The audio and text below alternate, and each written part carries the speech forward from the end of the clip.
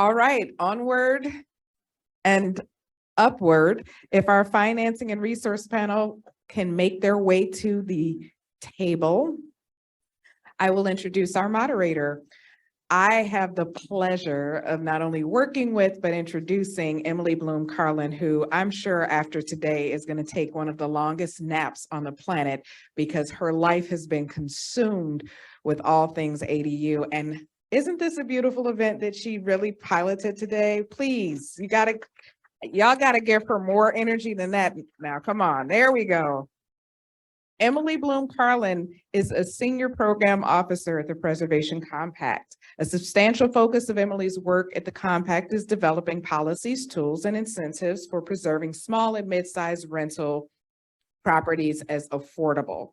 Her current portfolio also includes projects related to property tax policy. She is our in-house expert, equitable pandemic recovery, and accessory dwelling units, hence why we are all gathered here today.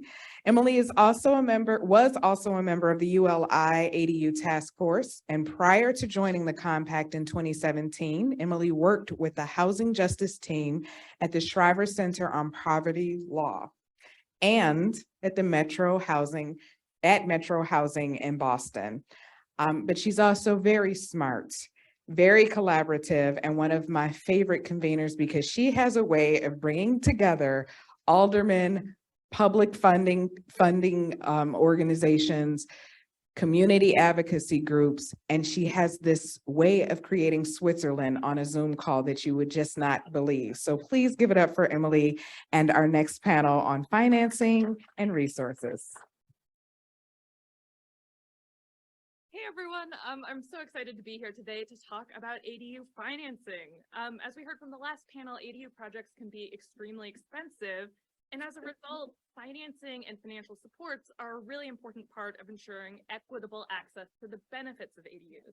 Oh, I'm sorry. They're important to financing and financial supports are important, in particular when we're thinking about equitable access to the benefits of ADUs. But, you know, as you've heard from the other panels as well, we're still really in the early stages of talking about ADU financing. So I'm really excited to have this expert panel here who are really at the forefront of thinking about the opportunities and challenges related to financing ADU projects. So we have Meerdink, Senior Loan Officer at Community Investment Corporation. We have Adam Rogers, Managing Director of Community Development at CIBC.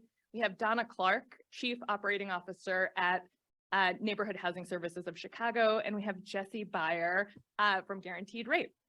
And so I'd really like to start out very sort of at the most basic level, talking about what tools we already have.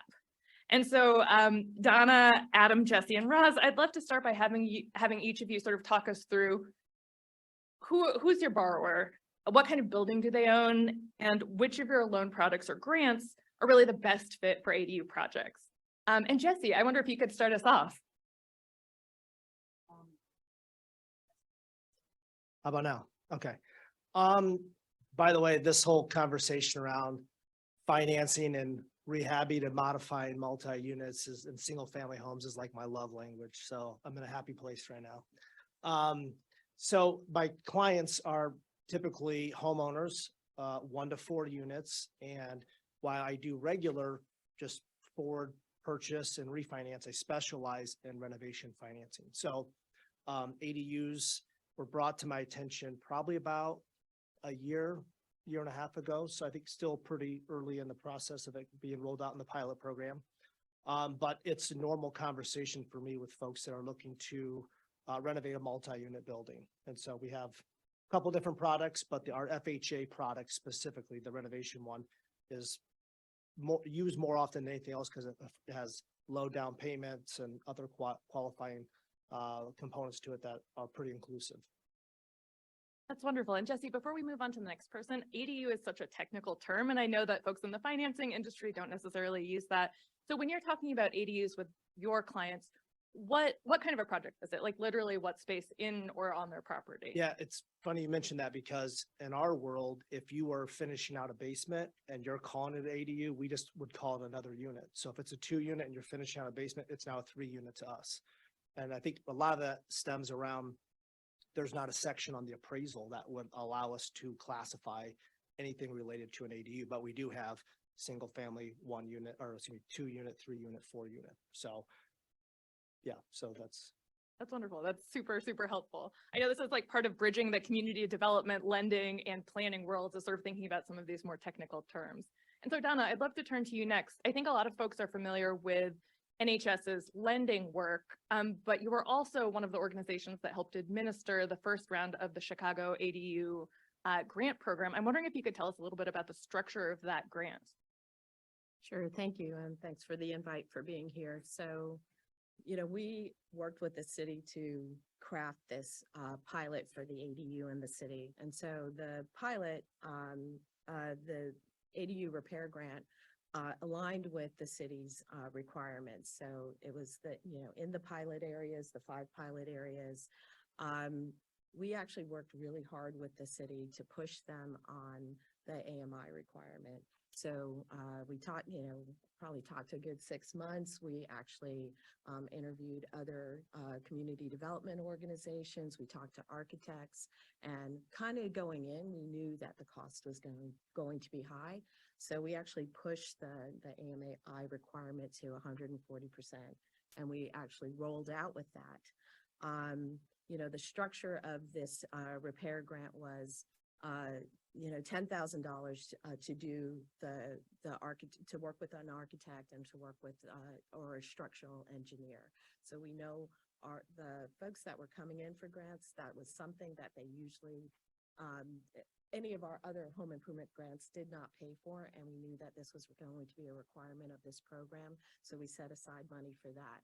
And the only thing is that during that process, then they'll figure out how much this will really cost and whether they want to move forward or not move forward. But we didn't want the grant to be dependent upon them moving forward through this process. So the only thing that they had to do to qualify for this grant was to file those plans with the Department of Buildings. And then if they wanted to move forward, that's why we broke up the grants. Then there was a $75,000 construction grant in addition to that planning grant. The planning, we actually gave them, a year to do the planning, and then obviously, with the construction season being shortened, then they could, roll this program over to, an additional year.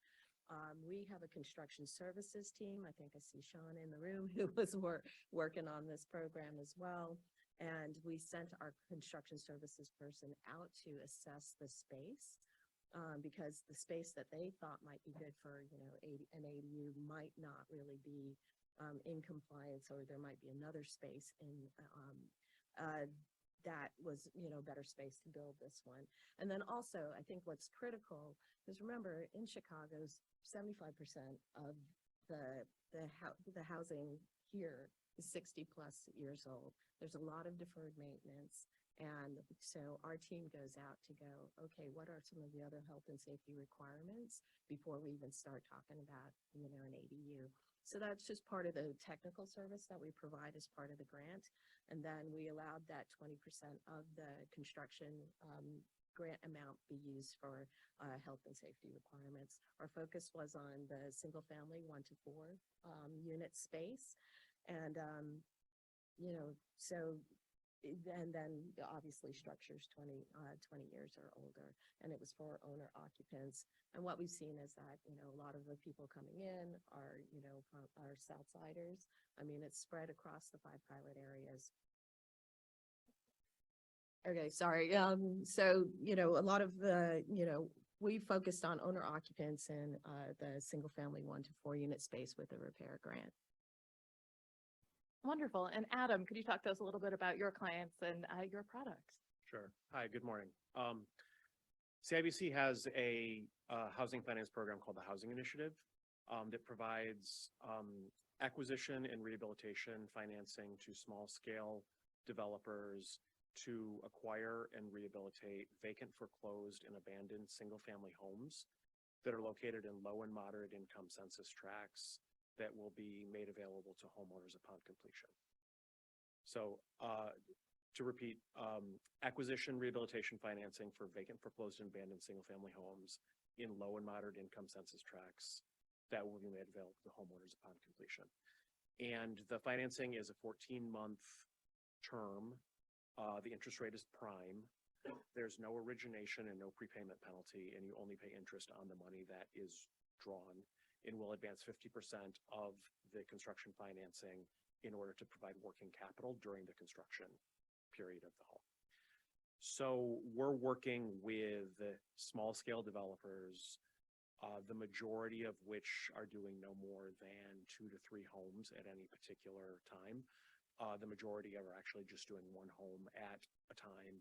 They're picking up properties that are in the middle of blocks in neighborhoods that are otherwise pretty stable, but that might have a few homes here and there that are in need of rehabilitation. And the purpose of the program is to take these blighted homes and get them back into home ownership for the purpose of revitalizing the neighborhood. Wonderful. And Roz? Hi, everybody. My name is Roz. I'm a loan officer at CIC. We specialize in the multifamily space, which we consider 5 units and above. We do refinance, acquisition, and rehab lending. And while we don't have any specific products for ADUs, we try to be open to adding ADUs to any of our existing products, our regular multifamily product, as well as some of our more targeted loans, which are sometimes neighborhood specific or building type specific. And we specialize, or we're well known for lending on the south and the west sides, but we do lend throughout the 7-county collar area, and then all over the city. Perfect. And Roz, before we move into talking about sort of some of the challenges, I'd love to ask you a little bit about what the first panel talked about, right? So I know I like to say to people that zoning changes are necessary but not sufficient, but I'm curious what difference the Chicago pilot ordinance or other regional zoning changes have made in your ability to finance ADUs. Yeah, so I can't believe people haven't really talked that much about appraisals today. It's probably the focus of what I want to talk about here. We underwrite very closely to the appraisal. And so our ability to underwrite or to raise your loan limit based on that unit that may or may not be legal, may or may not be a conforming ADU, is based on how likely the appraiser thinks that and can count that income. So when I talk to appraisers, they're really across the board. Some are totally hesitant, cannot count it. Others are open to it if you provide them with more information about ADUs, about the pilot program specifically. And they're able to underwrite kind of a hypothetical situation. If there was an ADU, if it's legal, what would the rent be and what would the valuation be based on that, the inclusion of that unit? For example, a 6-unit building with 2 garden units. We kind of are able to look at that building more like an 8-unit building and the income that comes with an 8-unit building. And that gives underwriters a little bit more flexibility to kind of advocate for that property in our own committees and things like that, and to feel confident that that building will perform the way that we underwrite it. That's wonderful. And so now I'd love to move a little bit more into challenges. So what sort of barriers are you seeing and facing as you're trying to work with your clients, as you're trying to develop projects? And Donna, I'd actually love to start with you and have you talk to us a little bit about what you learned sort of working through this first round of the ADU grant program. So through this first round, the challenge is the cost. And so the cost of these ADUs that are coming in, they're at between $150,000 to $220,000. And these properties that they're trying to build the ADUs in are the same value in the neighborhoods in which we work. The other challenge that we've seen and that we've heard back is just working with architects. These projects aren't a priority, so it's been taking a long time. Obviously, the other challenge is the source of funds. So we rolled out this program, I told you, at 140% AMI, and the city came back with a source of funds that utilizing the community block development grants, which limited it to an 80% AMI limit. So there's just, and everybody coming in who can utilize this grant are over 80% AMI. And, obviously financing has been an issue. So they're actually using their personal savings. And so this, I don't think the, intention So kind of the, those are some of the challenges that have been really truly undermining the success of the program. Yeah, definitely. Out of curiosity, do you have a sense for sort of where in the income ranges some of the applicants who have applied who haven't qualified fall? They're falling, between 90 to 130% AMI as we, figured. Makes a lot of sense. So I want to kind of open it up to the rest of the panel. What challenges are you seeing? Does anything Donna said resonate with you? Jesse, I don't know if you want to talk about some of those same challenges. Well, the biggest challenge I face with clients is they don't know where to go to get the information. And for us, we're not allowed to give out contractor information. It's actually forbidden. So I oftentimes will tell them to lean on their real estate agent, lean on people who are already approved with the village or with the city, approved contractors. And so the time in which it takes to get all the information just around who's going to do the work, let alone if they're trying to navigate, the ADU requirements and who allows it, are they in a zone, what's the footprint requirements, all that can be overwhelming. And to what I've heard throughout the day is it ends up being so daunting, they just say, I'm out. And so I think as a collective group, just to try to find a platform where it can make it, I always refer to it as building a bridge. You can stand on one side of the cliff and look over there, like, I'd like to get there. We need to find a way to help build that bridge. They know how to cross it. So given the target audience of the program, both at the small scale developer level and then the homeowner that's going to purchase the property upon completion, I think one of the challenges is how do you value that square footage on the site and in the building to the ultimate user? And I think in a lot of cases, a fully finished basement that is accessible to the homeowner, as well as a second story that might have been previously an attic that gets dormered out into adding more living space of the single family residence itself, appraises out higher than the addition of another unit. And then you also have issues from the home buyer perspective that there is only a limited pool of potential buyers that actually want to have a separate unit for which they are collecting rent, rather than just having access to the benefit of the fully rehabilitated space for their own personal residence. And kind of while my fellow panelists are pointing out a lot of the challenges in the single family space, I think in the multifamily space, there's already a lot of capacity, a lot of know-how. A lot of multifamily owners have kind of the liquids, the access to credit, contractor, these kind of things. So I think in the multifamily space, there's a lot of opportunities, and I kind of challenge the group to think about multifamily owners as part of the solution to the problem. They have some of the scale, and certainly if we're trying to expand this to other areas in the city, multifamily owners in the south and west sides are definitely a place to do it. So relaxing some of these restrictions so that multifamily owners can do what they do best. It was great to see Monica's project up here, CMHDC's project up here. These people are both mission driven and for profit, and can be part of the solution here. And on sort of the underwriting and appraisal question, I wonder, Jesse, if you could talk a little bit about what that process looks like and what sort of challenges around ADUs you've seen through that process. I'd say the challenge just out of the gate, and it's not ADU specific, is just people don't know that the product exists. There was one of the panelists prior had mentioned she was doing her own project and found Dave Hochberg. You find him because he's on the radio a lot, but I don't even know if his group even does this type of financing. We're a niche group within a big community. And so creating awareness around that this even exists is probably is also a challenge, but also a big part of helping people achieve what they want with these ADUs. As far as the processing and underwriting goes, it works very much like a traditional loan, in the sense that, like I said, the most popular product is going to be our FHA product, but it's not the normal FHA that most people think of. Not to get technical, but it's a 203K, which the K indicates renovation, not B, which is the regular one. And so we look at it, it's similar in regards to the underwrite, income, asset, credit, all those things need to be there. But we're completely different when it comes to the appraisal process. We, will get a bid, or a write-up from what's called a HUD consultant, and that lays out the scope of work.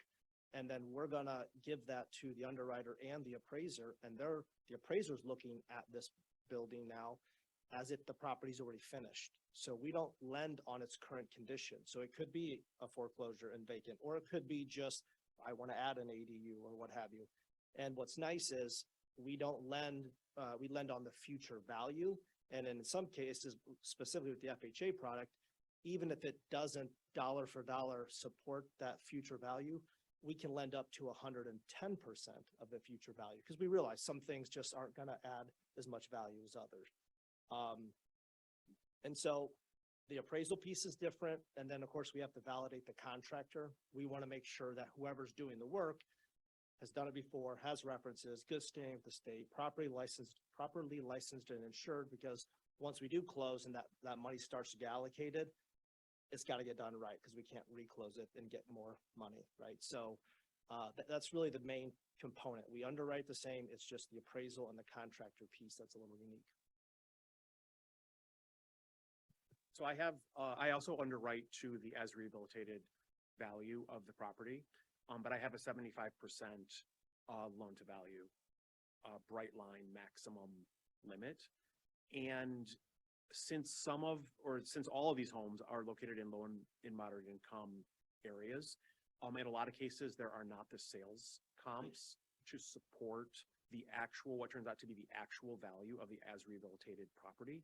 Over and over and over again, these properties sell for $30,000 to $50,000 more than the upfront appraisal said that they would.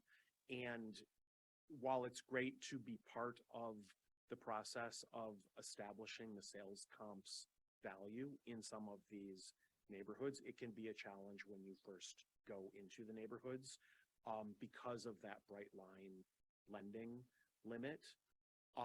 I also can have challenges from a credit approval perspective if, even though the developer is confident that they can get more for the home upon completion, if it looks like they're going in underwater, that poses a risk for me to demonstrate the ability of the loan to get repaid.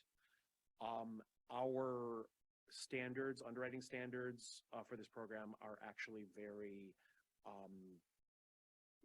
low, relatively speaking. We require the developer to have experience completing one comparable previous project, and we're underwriting the real estate itself rather than the personal financials of the developer. That said, there needs to be some evidence or capacity to evidence financial stability. But we're really focused on the economics of the real estate itself, and the ability of the developer working with the contractor in order to complete the project, sell it in order for us to get repaid. Roz, I'm not sure if you have more thoughts on underwriting and appraisers. I know you talked a little bit about that sort of upfront. Yeah, just curious if there's more you'd like to add on that. Yeah, I think as these projects go through the system and we have more and more examples, everybody will feel more comfortable, the appraisers and the lenders who base their underwriting on those appraisals. So, and then in addition, the pilot area. So we feel so much more comfortable in the pilot area, and the more that we see those examples come through, I think the more we can feel confident as we go to advocate for those projects in our own committees. And just as sort of a quick lightning round, I do in a second want to move to opportunities, but I'm curious, panel, are there any challenges that you'd like to lift up that you haven't mentioned yet? Whether it's around construction costs, rates, anything you could share? I mean, interest rates have gone crazy. I was looking, so prime is more than doubled from what it was a year previous. That obviously adds significant costs to the project, and it also significantly reduces the potential pool of buyers upon completion. Hearing the conversation today about the challenges with the city and the permitting process, and, you know, moving and providing access for utilities, if it was a coach house property, these are significant obstacles to the scale of the developers that I am working with, and it poses significant risks for completion. Like, as a lender, when I'm going in, I want to know that you're going to complete this as quickly as possible, get it sold, and get me repaid. We give 14 months. Most developers complete construction in 6 months, and they have a significant cushion for the resale time. But when you start adding these obstacles and challenges, that becomes a challenge for credit approval from a lending perspective. And I would add that the time, the complexity, and the attorney fees that go into that process make it very difficult in the timeline that you're trying to approve a loan. So if that process takes 6 and 7 and 8 months, it's very hard to keep that application active and to really be able to feel confident that that's going to close. As I said before, you know, it's working with that source of capital for the grants is, you know, really an issue. You know, I listened to my fellow panelists. We have, you know, appraisal bias issues in the communities in which we work. The equity is not there to be able to qualify for these loans. So this program then ends up destroying wealth versus, it being a wealth building type of program. And then the increase in property taxes. I don't think people are aware of that and prepared for that increase.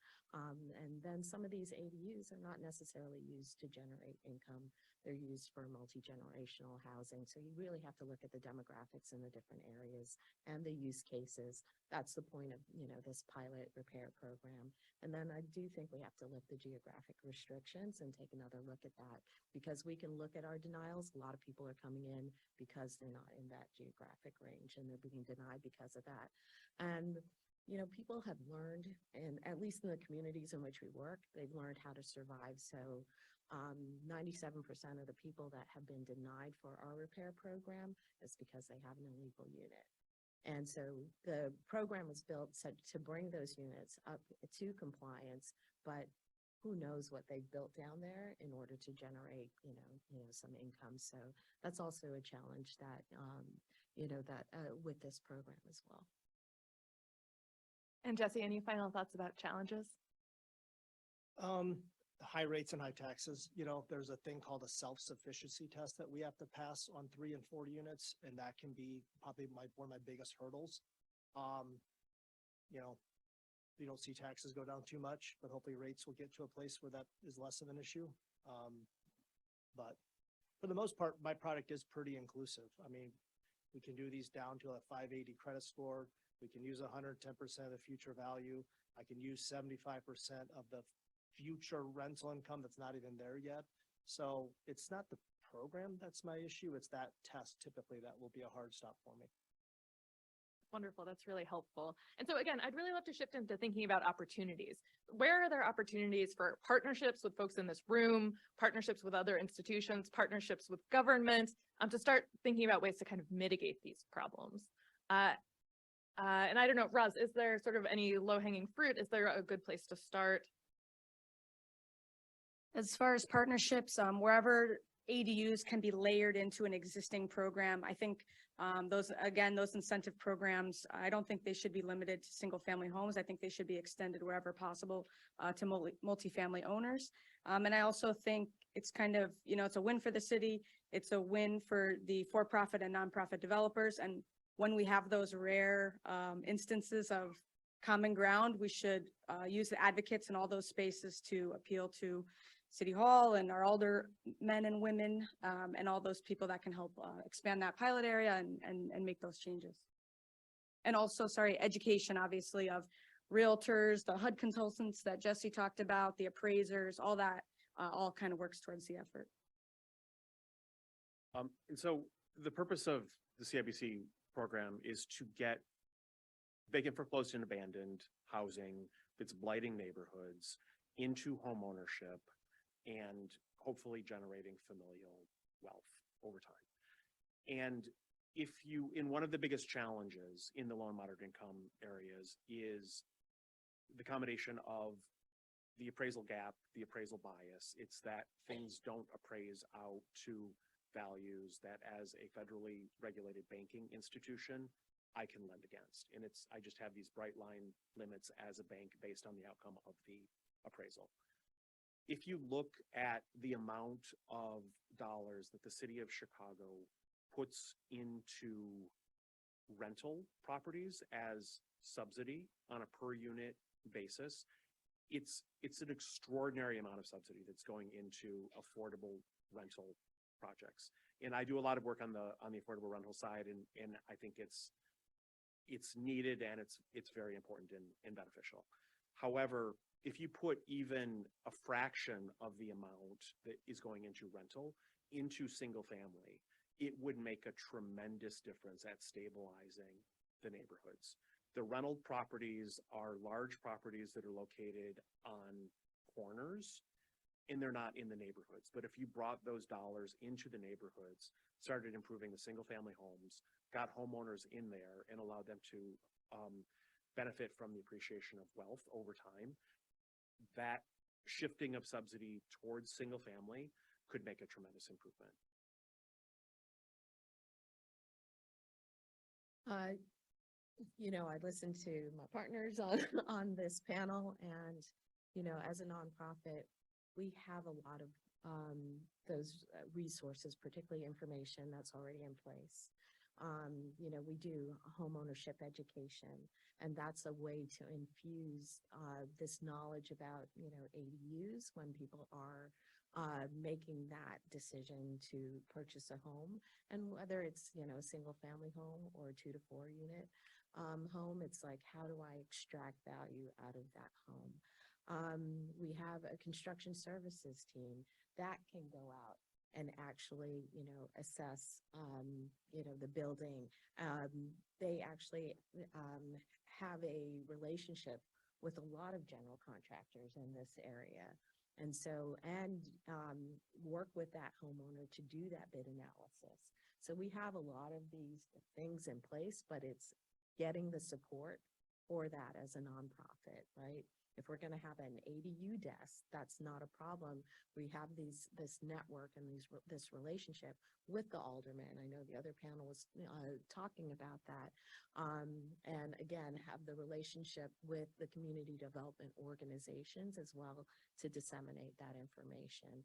But it's, again, I got to pay people, it's about getting support for that. And as a city, having that concentrated effort, I think we have to decide, at least from a repair and a grant program, what are we trying to do here, right?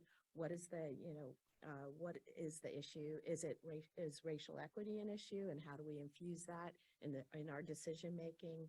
Are we trying to, build wealth? Are we trying to preserve wealth? Are we trying to stabilize housing? We have to answer that question before we just roll out, so we can, really form our program accordingly.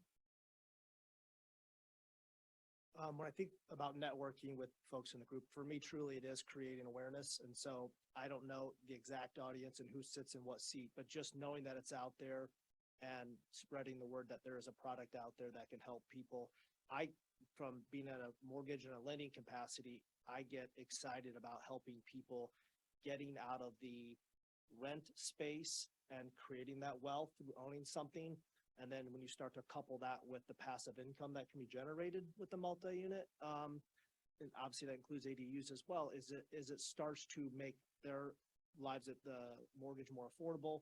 I've had folks who have bought a multi-unit, rehabbed it, rented out, and had no housing payment and walked out of just from the closing alone, having instant equity in the property. And I get excited when I see folks that didn't even think owning something was possible, and now they're on solid footing for the future. So, but aging in place and those other things are real. And I think that can be a beautiful situation when you can spend your later years around family and loved ones too. So I just think there's a lot of benefits from this, and creating awareness around lending opportunities and construction architect opportunities, as well as, you know, what all the other folks can bring is important. Thank you all so much. I really appreciate your thoughtful responses and your thoughtfulness about this. I would love to open it up to Q&A. Yes, I see that you have your hand up.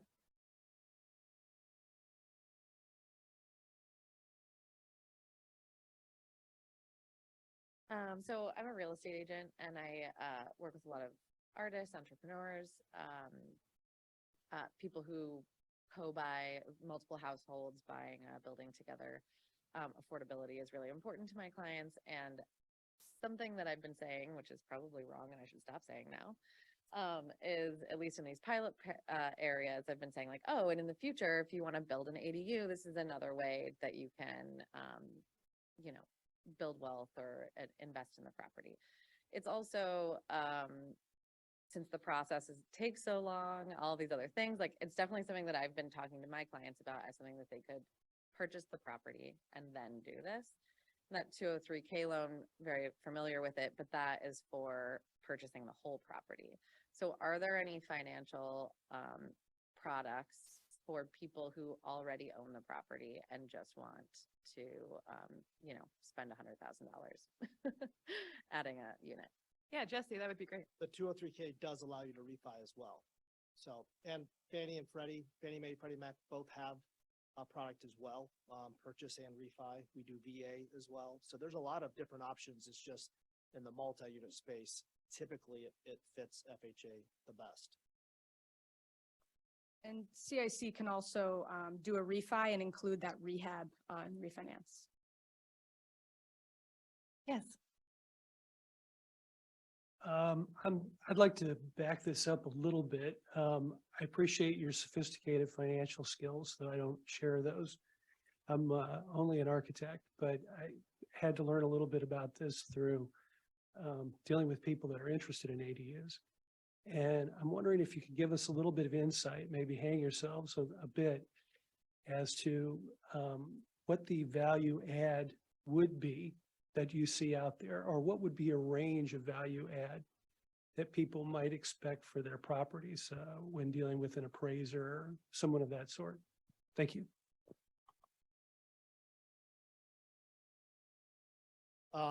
Anytime I'm dealing with adding value, it's above grade, livable square footage. I mean, kitchens and baths, of course. Those are what they're looking for, but then it does come down to comparables, right? So you're somewhat subject to what the market's doing. A, are there enough comps? But B, what's happened? Technically, they'll go back 12 months and they will go outside of a mile radius, but the closer in time and closer in proximity, and obviously like model is going to have the most weight. So they'll give us up to 5 comparables. But like I said, similar comps, proximity of time, then start to really dial in what they put more weight to.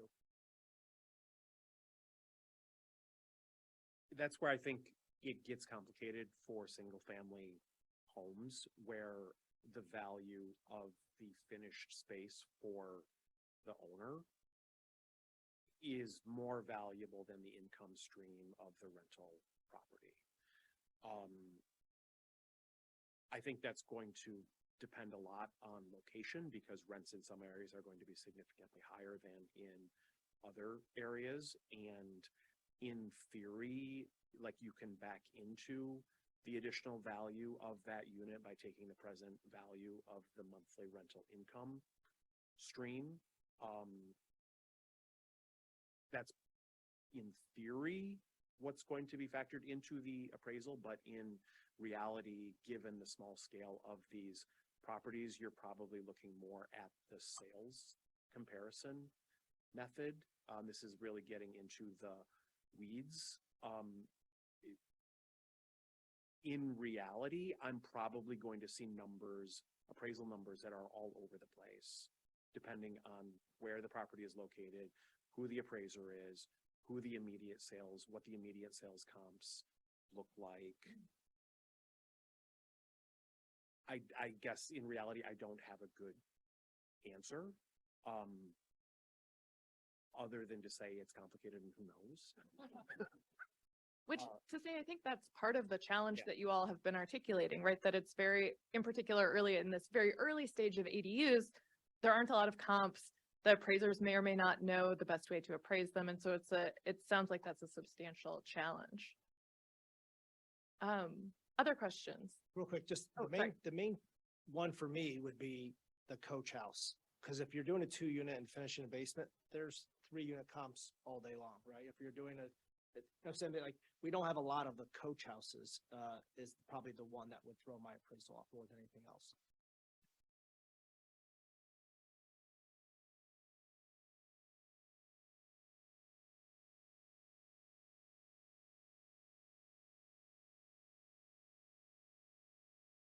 And I think I saw a question over here. Thanks, Emily. So my name is John Womack. I have a company called Third City Properties. We own and manage property on the west and the northwest side. We probably have 12 potential units across a handful of buildings and basement units that we'd like to build out. The challenges are enormous. They're all the ones you guys covered: infrastructure, upgrading electrical, upgrading the water service line, installing drain tile systems, sprinkler systems. On the financing side, I think the biggest reason we didn't move forward with the project a few years ago, it's a project in Galewood, 9 units. We could add 3 basement units. I think the cost of construction is maybe $300,000. And I think the additional value that we'd add would be about $240,000. And I think that's the reason that there weren't more ADUs being built on the south and west side more than anything, compared to the north side, kind of back to earlier. But the main reason we're not moving forward with that project, I haven't even mentioned yet, is our lender won't allow a secondary lien. So just curious, have you guys ran into that whenever you're trying to do a rehab loan? And what would your position be if you were the primary lien holder?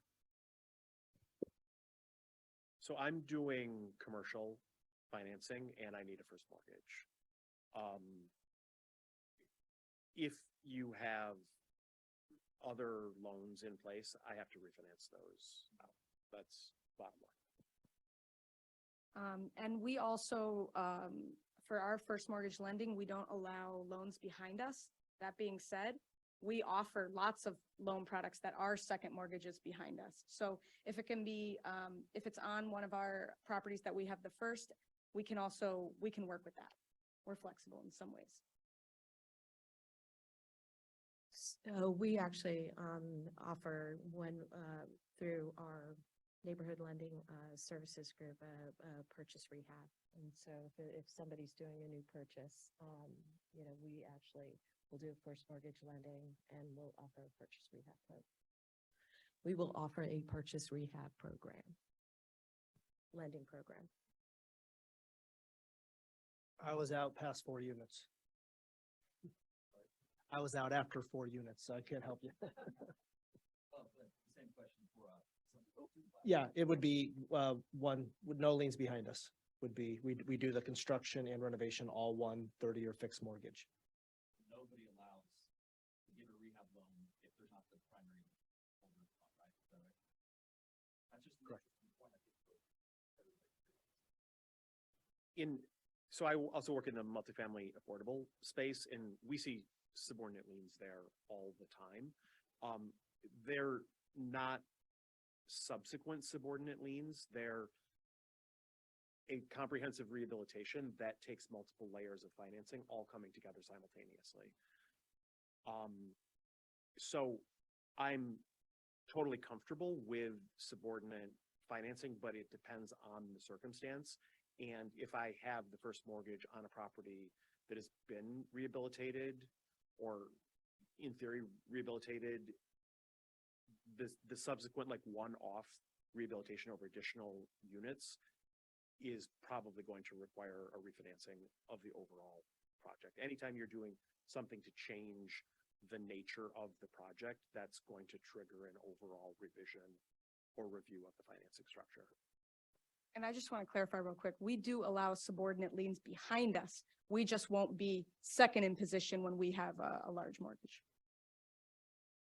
And I think that's it. Thank you so much, panel. I think there's a lot more to discuss during lunch and our conversation then. Again, thank you all so much. I really appreciate all of your thoughtfulness here.